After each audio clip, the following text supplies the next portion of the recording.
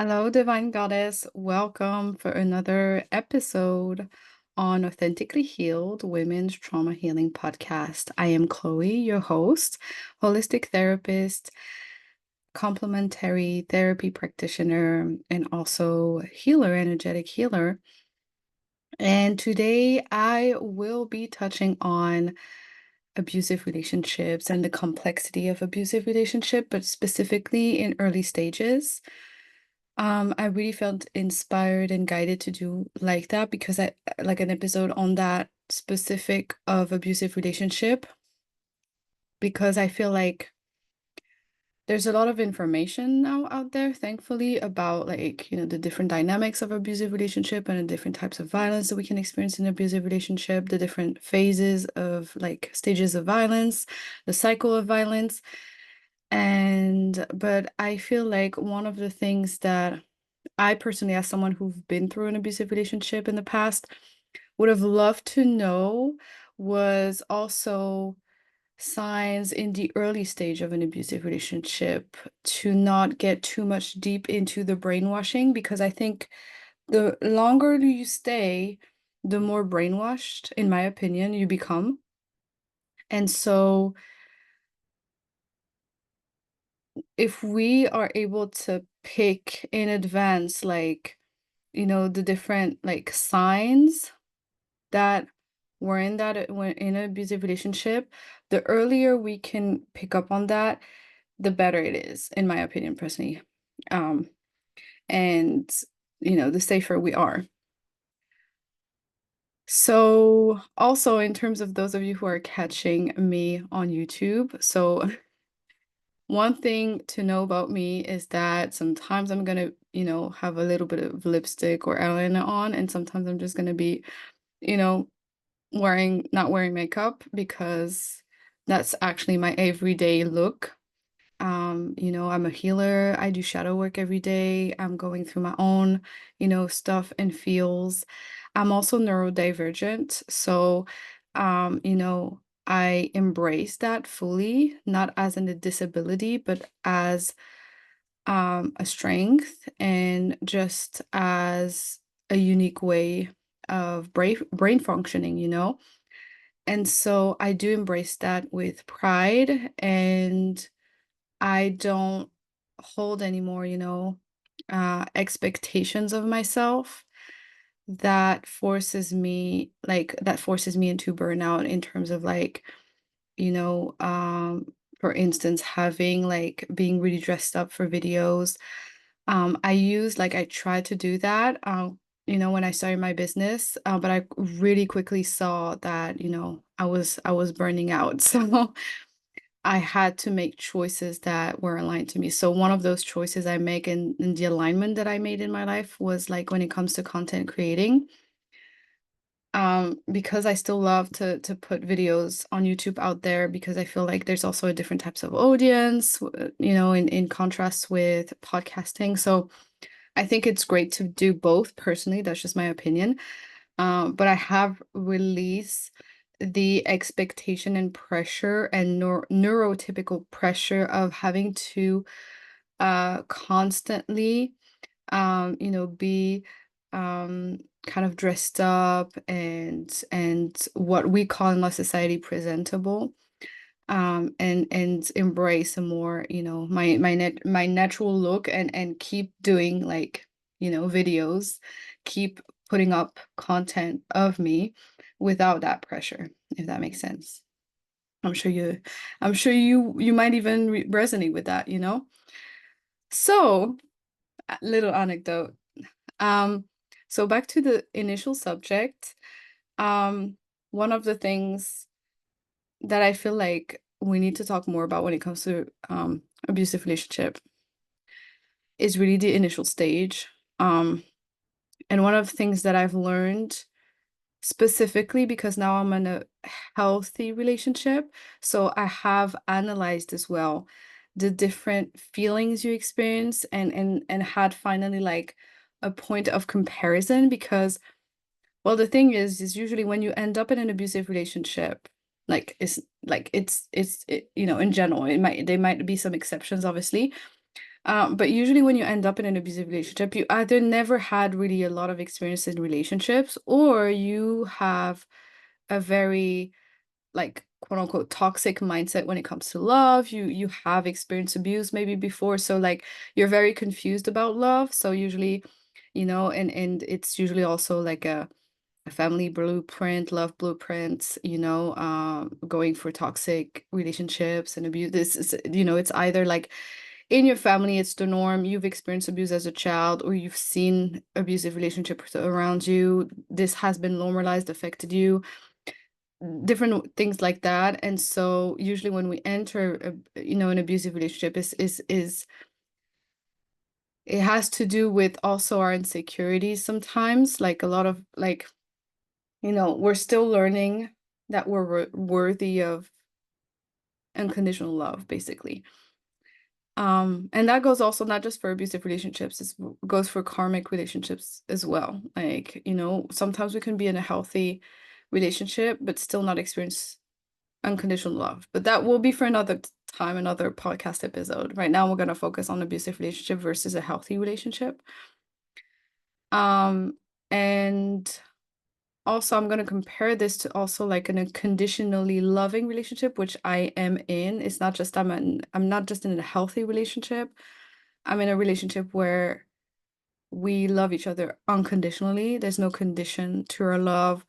There's not a specific trait to that we are attracted specifically to each other. It's not because we we check the list of each other of what is the ideal woman or the ideal man. It's generally because we just love each other as a whole, and our relationship is just about freedom and being able to fully be ourselves and free, so I will be comparing, just so you know, like the point of comparison is going to be really with unconditional love, because that's what I believe personally, that we're all worthy to get to and experience. And I believe, like, even, even a lot of people in a healthy relationship still like settle for less and think, well, it's okay, I'm gonna just change a little bit of myself, or I'm just gonna sacrifice things that I love, in this for the sake of my family, my husband, or the person I love. I am, or the moment you start growing, it doesn't work out. And so we tend to settle for less because the person is a kind person. But yet, well, we all deserve more, right? We all deserve someone who truly loves us for our entirety and accepts us, loves us unconditionally, and fully accepts us in all of our colors. And it's not just, well, I love all of that about you, but this, like, I cannot love, so you have to change it. No, like, that's not love, right? Um, but we still experience feelings. It can still be a connection and a deep connection, but unconditional love is not just like the deep connection, it's also the fact that you truly love the person in their whole and not for what they're bringing to you. There's no agenda, right? It's just pure love. So, with that being said, I feel like when we enter an abusive relationship, we either don't have a lot of experience in terms of true serious relationship, right? Or also we might be prone to toxic relationship. Maybe you've been in a toxic relationship before. Um, maybe you've experienced abuse, whatever. Like, it's like we have this toxic mindset around love, right? We're confused still around love, right? And also there can be an exception, maybe someone who had like, maybe you had like very healthy relationships and then you fell into an abusive relationship because, well, we're all seeking for that like deep connection. And also maybe sometimes some of us have been in a healthy relationship, but then, you know, it's like we're closed off, and it's like, we still have things that we need to work on ourselves. And so we haven't really experienced like a relationship where we're fully committed and open. And so this also can be why we end up in an abusive relationship as well, is because the person like so the abuser kind of reads like your ideal. And so it kind of makes you open up as well. That's also one of the issue with abusive relationship, is that those people who are toxic abusers, so I'm going to really be talking about abusers. You can experience toxicity in a relationship, though. Wanted to kind of put a side note, when both cannot, both are in their coping mechanisms. We can all become like toxic in a relationship, if that makes sense. But here, when I'm saying toxic relationship, I'm referring to a relationship with an abuser, right? So if I'm going to try to focus on like using abuse, like the right wording, abusive relationship. But if I ever, say toxic relationship, just keep in mind that I'm talking about an abusive relationship, okay? So the issue with like abusers is that and who like abusers usually struggle. So I'm going to be focusing on like intentional abuse, right? So with antisocial personality disorders, those who really lie and very abusive, like antisocial personality disorder and narcissistic personality disorder. Those are two like common like mental health issues abusers like traits of personality abusers have, right? But I want to also emphasize that abusers, despite like the mental health understanding of what people abuse, because we all want to understand, like abusers have an abusive basically character. What the mental health issue says, like narcissistic personality disorder, antisocial personality disorder. By the way, if you want to dive into those two personality disorders, I made on my YouTube channel, if you're already on YouTube, a video on that, which I dissect really those two conditions. Um, so like aside from the mental health issue that has been now like put, become public and validated and is now recognized by the mental health fields, aside from an abusive character being a mental health issue, is still an abusive character. And I think it's really important also to put aside the mental health issue when it comes to you being the victim of it, okay? Even people who suffer from, like, there are people who suffer from those mental health disorders who have become aware and have made peace with that, will tell you that if you're in the position of their victim, think about yourself, okay? And so the worst thing as a victim that you can do when you're dealing with an abuser is to pity them, and it's to give excuse for their behavior, right? You have to approach the situation from this person cannot help but being abusive. And the only way to stop the abuse is for you to leave the situation and to completely cut off those people, because they can get also very aggressive. They can get very stalking. As someone who've experienced being stalked, like they also like when you leave, you have to be strategic because they're really like impulsive. You don't know how they're gonna react. They have issues with control. It can really push them to a certain edge. And like and a certain bad edge. So it's really important to approach this as when you're the victim. You can think like you can empathize later, but for the moment, like if you're a victim of this, or if you experience that as a victim, or if you're still like healing from it, it's important to approach abusers as, okay, let's just put aside the mental health, their issues. You're not responsible for that. It's not your job to understand them. They will seek help. They will seek help if they truly desire to, do something about their character, because it's not just like a mental health disorder, it's a mental health personality disorder, which is really, really complex and really not just something that gets triggered, it's their whole personality, unfortunately, right? So what I'm saying is that it's not about understanding what they're suffering from, and it's not about treating them as if they have a mental health issue, because that is really going to be counterproductive for you and is going to trap you. You have to treat them as who they are for you in this situation, right? It doesn't have to define them in the future, but in this situation, they're being an abuser with you, right?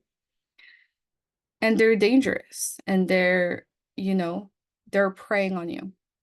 and you're the victim, right? So it's important to really understand that they're preying on you.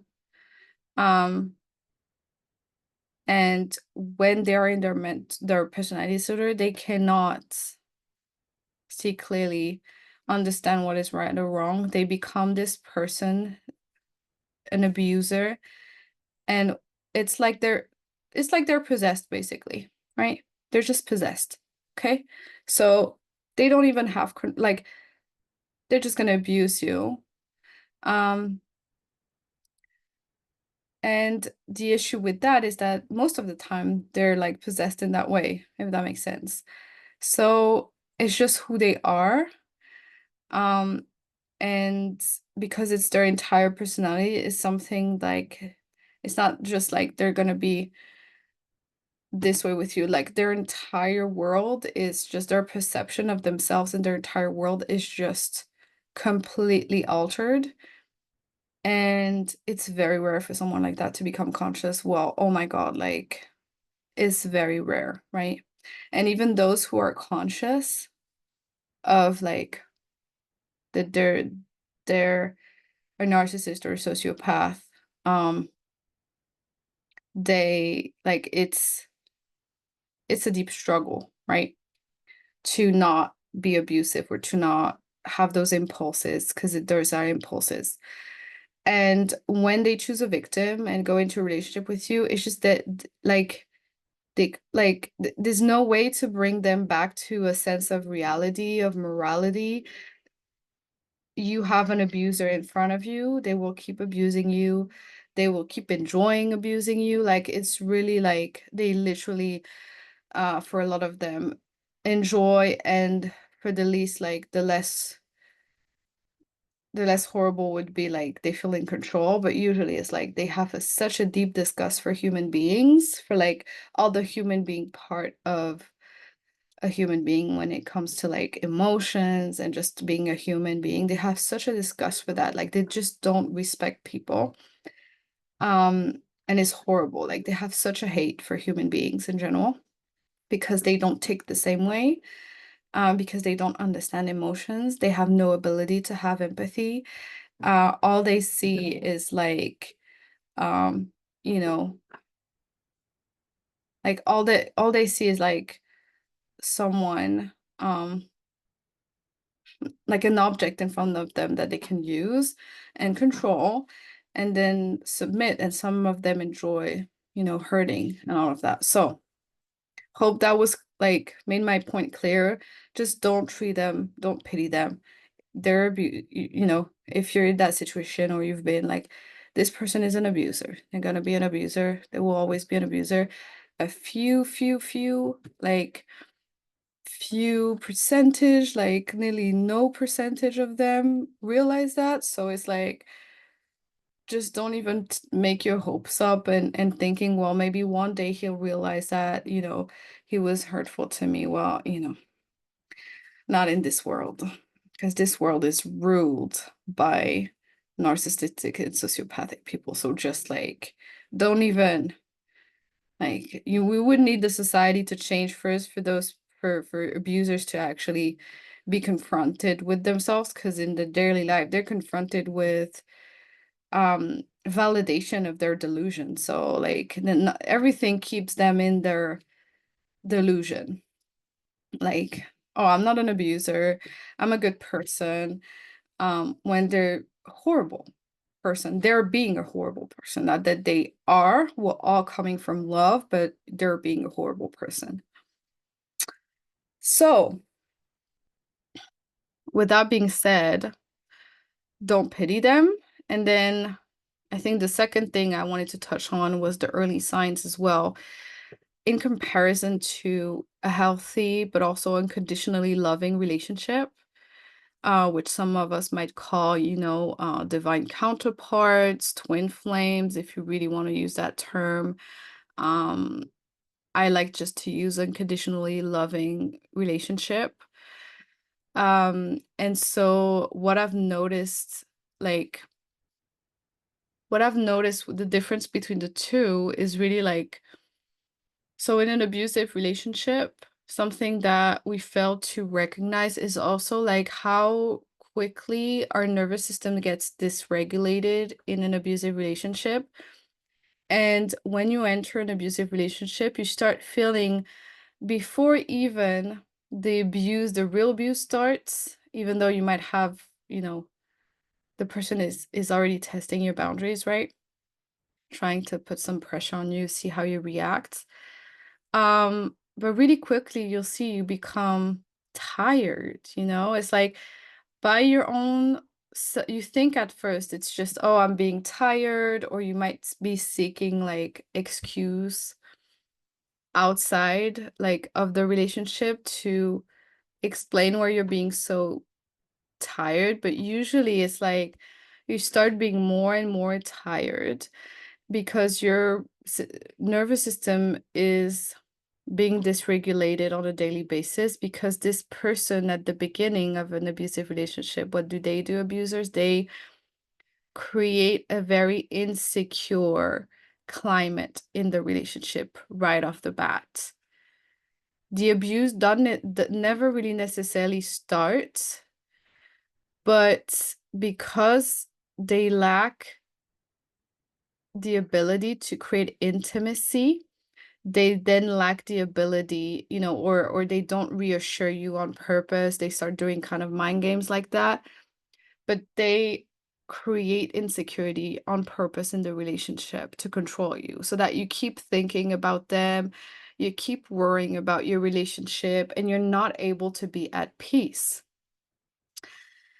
And that's really something that I've noticed in a difference with a, first of all, healthy relationship.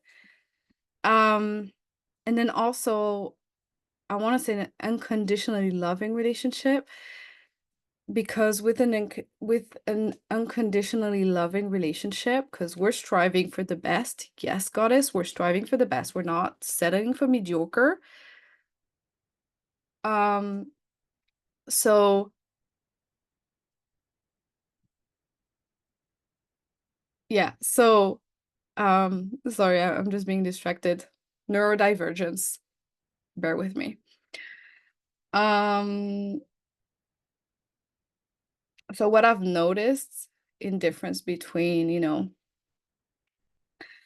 the two is like this nervous system dysregulation, because when you enter a unconditionally healthy, loving relationship, unconditionally loving relationship, which is by default healthy, um, like,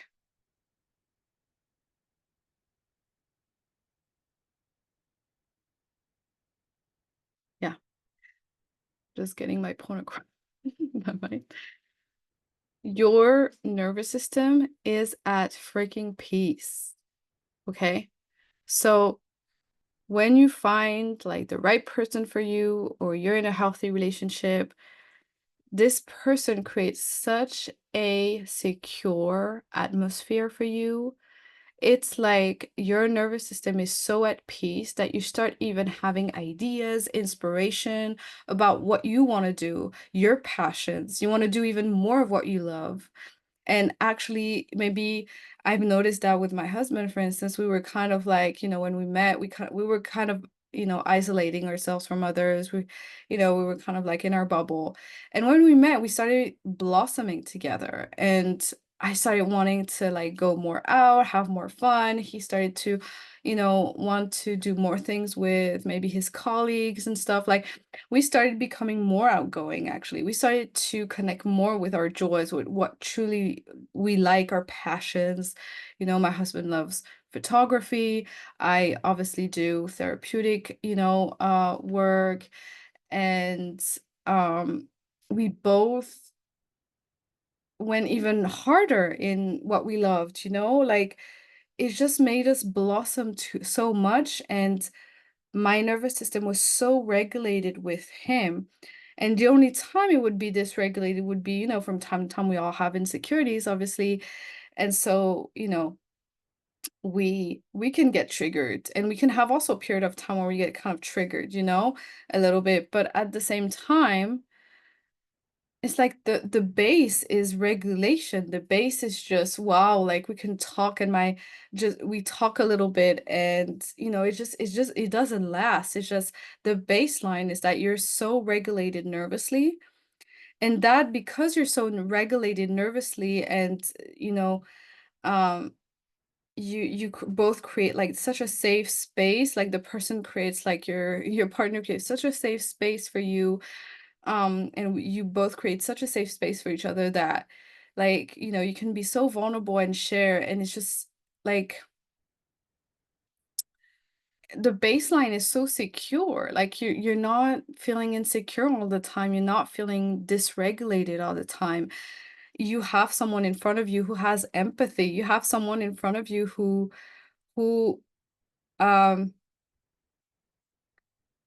who is so like who has empathy, who's respectful, who doesn't have like emotional outburst, and or like giving you the silent treatment, not speaking to you for no reason, like, or if that person, so we all have our little, issues, we can like kind of go into our shells, but like, with my husband, it's just like, well, if we're both in our shells, like, you know, well, I can always come up to him and tell him like, well, what's bothering you? Is there anything bothering you? Or are we okay? And he can easily reassure me and vice versa, right? Um, and like there's no like, and every time we have a good time, each other outside of the relationship is like we're so happy for each other. It's not like when you're in an abusive relationship, every time you have a good time, like your partner is giving you the silent treatment, your partner is never happy for you. Every time you're happy or doing something for yourself, like you get the silent treatment. And so in an abusive relationship, over and over again, you start feeling like this overall punishment and reward that the abuser kind of sets up. So you start like your nervous systems start getting dysregulated because, well, it's weird, right? You go out, you're happy, and then you get punished for it because your partner acts weird when you're doing something that makes you happy. And so slowly, slowly, this is draining. And so slowly, slowly, very quickly in an abusive relationship, the first sign is that you're very tired. You're exhausted. People tell you like, "Oh, you look tired." And so, we all find excuses like, "Oh yeah, we had this and that." But ultimately, your partner is already draining you, right? And I think this is one of the biggest signs, that we see at first in an abusive relationship. You're drained already. You start getting drained. And people start noticing that. Seeing like that you're getting drained, that you're kind of like isolating yourself. And you don't feel like your partner is asking you to isolate yourself, but that's the trick of the abuser. You're isolating yourself by yourself. It's never like at the beginning of an abusive relationship, except some obviously exceptions, but your abuser will never tell you right off the bat, like, you should isolate from everyone if you love me. Of course not. They're gonna drain you so that you don't even have the energy to respond to your friends. They will drain you to the point that they will give you this silent treatment. They will be really dysregulated. They will be completely unstable emotionally because you're dealing with like a toddler, basically. They're gonna go from ups and downs. They're so emotionally unstable. That is also one of the things that I've noticed between an abusive relationship and an actual healthy, conditional loving relationship is you have some like with my husband, there's no ups and downs, like emotionally speaking. Yes, we go through stuff, but he and I, on an emotional level, how we deal with life, like we're stable. I don't have someone in front of me that is being like is taking it out on me. Never. So but when you're in an abusive relationship, it's like you constantly have someone taking out their emotions on you, whether that is not necessarily yelling, but like giving you the silent treatment, being very hostile with you for no reason, right?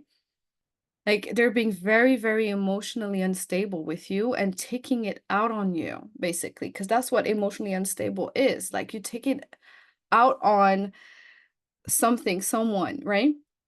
So, or, going into coping, but like one of things that can, translate emotional instability is someone who is unable, who takes out like their frustration and insecurities on their partners. Like that is not normal. And I think we have been also, maybe because sometimes we've witnessed a lot of abusive relationship, or we have witnessed a lot of unhealthy way of communicating, then we feel it's normal that our partner like speaks badly to us in a moment of anger, that they take out from time to time their anger on us, which is absolutely not normal. Like, that is not a good sign. That is not a good sign of a healthy relationship. That is not a good sign of someone who is emotionally stable, and that is abuse. Okay. So, and that can also, like, happen with people who are not abusers, but it's something that needs to be addressed because there's no way it is healthy to take out your emotions on someone. There's no way it's healthy. Your partner is not a punching ball. And so one of the things you notice obviously an abusive relationship, because the person doesn't, treat you, doesn't respect you in the first place, doesn't, has only disgusting and kind of just want to crush you. Like, they have this moment where they fantasize, they put you on a pedestal, but then they crush you, right? But it's just that they prey on you. Like they're like preying on you, not that they are thinking of it, but it's just their behavior. They're predators. And so once they have you, they start diminishing you, destroying you. Like they just cannot help it. Like they just cannot help it. There's no excuse to that, really. Like that's why I'm saying, like, look at it as someone who's just an abuser. Like just get the fuck away from them, right? But they just cannot help but start like creating this climate of hostility, taking their emotions out of you from time to time. And they test you at first, they test your boundaries. Can I abuse her this way? Can I abuse her this way? Can I, or him, can I abuse this person this way or not? And they try it. So you start becoming tired. And they keep pushing your boundaries. They keep taking slowly their emotions on you. And that can be really in the form of a silent treatment, you know? Hostility is a vibe. It's not just like, well, he didn't insult me, he didn't call me names. Well, yeah, but someone who's looking at you, I can assure you, like my ex with whom I had an abusive relationship, um, like one day I remember snoring, and he was just like, he woke me up and he was in the corner of the room looking at me, and the look he gave me, he didn't have to say anything. He didn't have to call me names, but I knew that that look was the look of a crazy person that would be able to stab me if I snored too loud, like that kind of look. So someone who looks at you with so much hate, like that is taking their emotions on you. That is not okay. That is abuse. Like when you're being hostile with someone, it is abuse. You don't have to get to the place where people call you name to be recognized as a victim. Someone who really looks at you or say just even something that is not insulting, but in a very hostile way, and diminish you, or make your emotion sounds like, oh, you're too dramatic, or you're always doing that, or you're like this, or you're like that is abuse. Like that is not okay. Like making you feel like you're a burden, making you feel like, oh, you're so insecure, oh my God, like mocking you, like that is not healthy. That is not how you treat someone, right? There's no way my husband or even me would like treat each other that way. Like there's no way that happens in a healthy relationship. Like because you love the person, you cherish them. Yes, you can have some time to time some disagreements. Yes, sometimes you can like have miscommunication or be triggered and say something that, is kind of out of character, but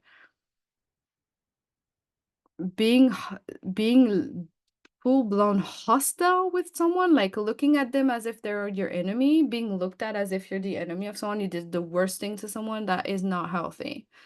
Like that is not healthy. Um, no one should have to endure that. Like, oh, you're too much, you're too this, you're too that. Um, especially like, because usually when abusive relationship, right, like the victims, when we're in abusive, the abusers prey on women or men, like, or on someone. Usually the victim is an emotionally mature person, very communicative person. So it's like the victim is often, right, someone who's very emotionally intelligent and someone who knows how not to like overwhelm anyone, with too much. Like they're very aware, right? Very empathetic. So there's no way in first and foremost as the victim that we're too much, right? Um, and even if, there's some triggers and stuff, like we're able to kind of like think about it, right?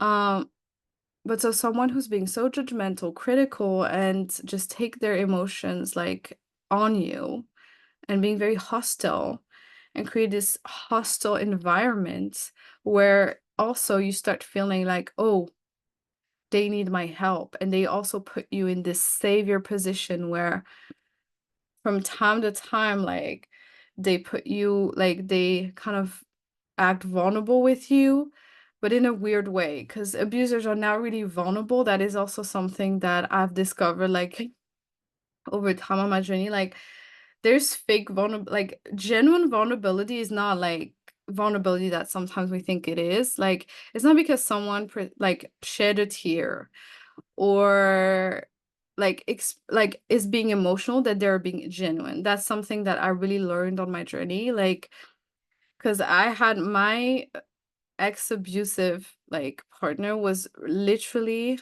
a boyfriend, not really partner, but boyfriend, was literally like would cry very easily, so I would really feel bad for this person, but it was just to, you know to position himself as a victim, or, oh, I'm such a fragile thing, you need to save me. That is also one of those tricks that they use, like, oh, I've never felt this way with someone before, or you make me feel this way, you make me do this, it's because I love you so much. That is so bullshit. Um, when you truly love someone, you're gonna be vulnerable with them, first of all. Like, being emotionally an emotional wreck, crying doesn't mean you're being vulnerable. Being vulnerable is about sharing your true, authentic feelings, okay? So, my husband doesn't cry as much, right? He's not an emotional wreck all the time with me. He can shed a tear, obviously.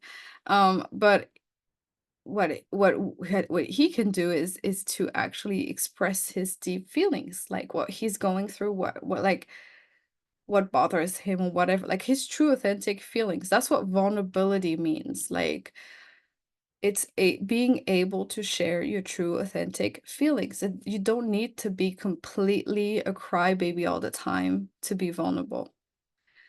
It's about authenticity and sharing your truth. Oh, I'm feeling insecure for that. Or, you know, um, I feel like, you know, we've been through this huge thing, and how are you feeling about this? Where are you at in your head, in your mind, in your heart? That's what like communicating is about. Well, oh, I felt this way. Oh, okay, I understand. Like empathizing with each other and sharing our true feelings. It's not about being a crybaby, basically. And it's not about being crybaby. And often I believe we mistake, and a lot of abuser uses that trick to like kind of shed a tear, being vulnerable, quote unquote, like shedding a tear, but they're actually um like um so inauthentic, completely unauthentic, completely manipulating someone, completely manipulating you, pretending to have emotions, like, because shedding a tear for something, but truly never really communicating and creating intimacy with someone, which creates such an insecurity in the relationship, because those people cannot create intimacy. They cannot share genuine feelings because they don't have genuine feelings. They're empty shells. That's it. So they have no ability to connect with their emotion whatsoever. So they cannot create intimacy in a relationship. So this creates such an insecure space for someone in a relationship. But what you need in a healthy to create, like, for a marriage, for a partnership, you need stability, emotional stability for a partnership to work. You need to be able to create intimacy and communicate, which in result, that's what creates stability in a relationship. That what creates safety in a relationship. And then nurturing, the intimacy and nurturing like the relationship, and and that nurtures your connection. And so that's how also we feel secure, right? So when you have someone who is incapable of creating intimacy, who creates this climate from time to time, you can see like oftentimes take their emotions out of you, give you the silent treatment, are really rude, like you'd speak to them, they don't respond to you, like things like that. Like when I see comparison healthy and abuse, like it's crazy. Like everything I've experienced in my abusive relationship, never like so far away from what I'm experiencing now, and I've been experiencing for like now 5 years and three years of marriage. So it's absolutely crazy. So it's like when you're in a healthy, unconditionally loving relationship, you feel at peace, you become more outgoing, you blossom. Yes, you go through some stuff like everyone. Yes, you can have some friction and disagreement in the relationship, but there's no way that you take out like your frustration on someone you like. Yes, from time to time, someone can be triggered, but the baseline and the majority of the time, you feel good. The majority of the time, you feel safe with the person. For the majority of time, they're you can predict their behavior. You're not walking on eggshells. You're not stressed out about how is he gonna act? Is he gonna be rude? Is he gonna be this, right?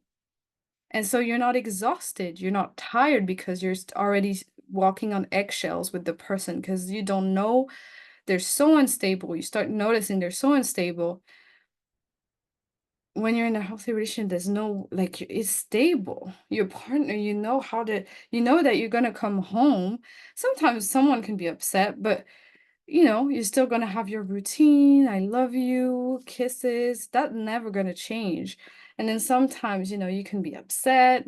You can be like, oh, what's going on?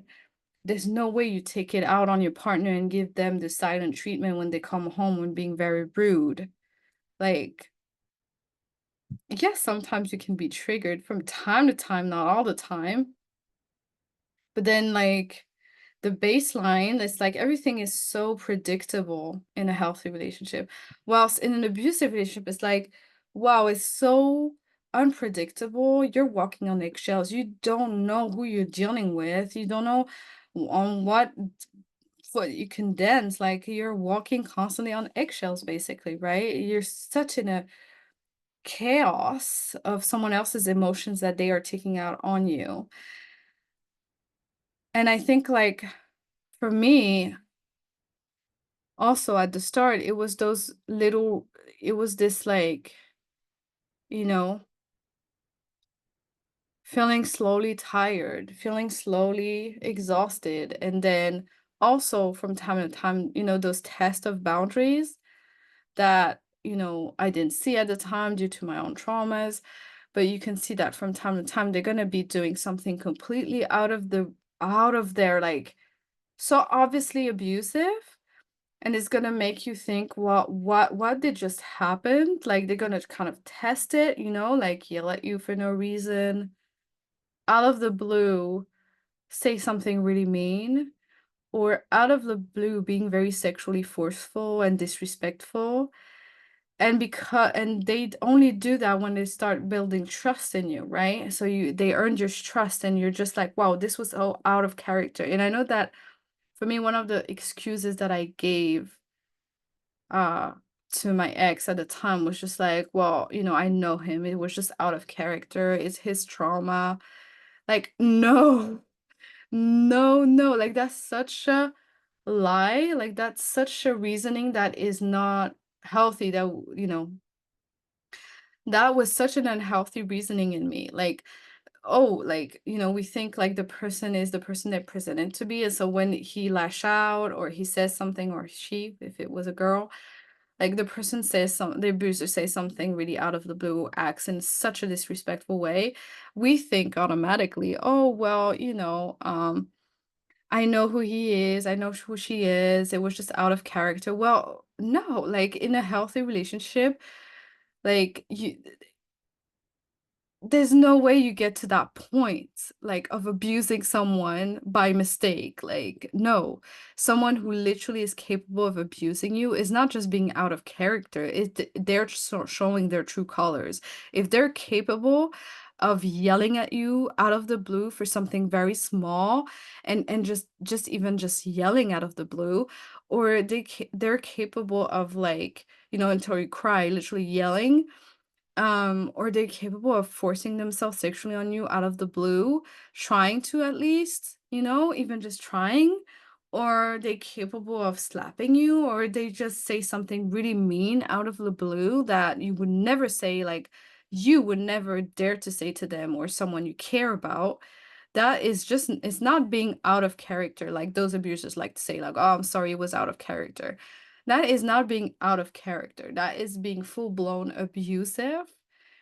And that has no excuse. It's not being out of character. Being out of character, like, not yourself, or making a mistake, in a healthy relationship, it's just like, yeah, kind of, maybe pressuring your partner, like, for, how to say that, like, being impatient, for instance, a little, or, I know that sometimes when we went on vacation and went out, I can have, like, with my neurodivergence um and hyperactivity, like, I can I have, sometimes I can tend to have a difficult time being patient, or depending, like, also at one point I was suffering from postpartum depression, so I had a lot of, like, things weighing on me, so that could affect my patience, and so sometimes I would be impatient, or would be like, "Oh my god, like, can we hurry up?" and things like that, kind of pressuring, or,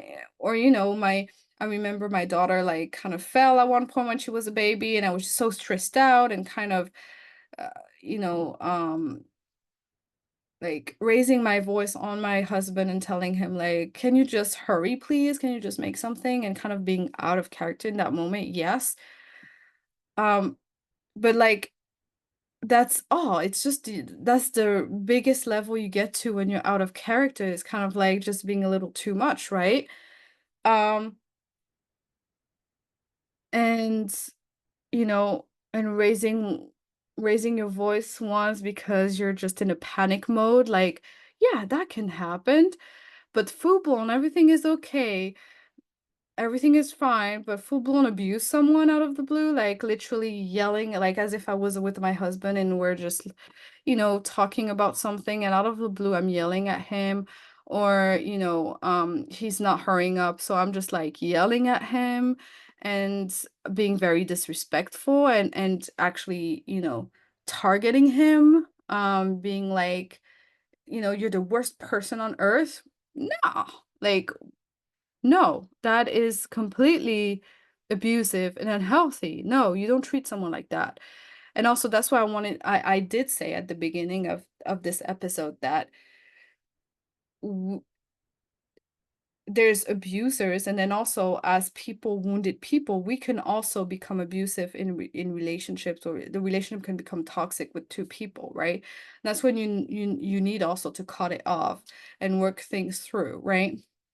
If, like, you have two people who are triggered by each other, and and have, like, mental health, both have mental health disorders, but that's, like, very rare, right? Like, it's very rare.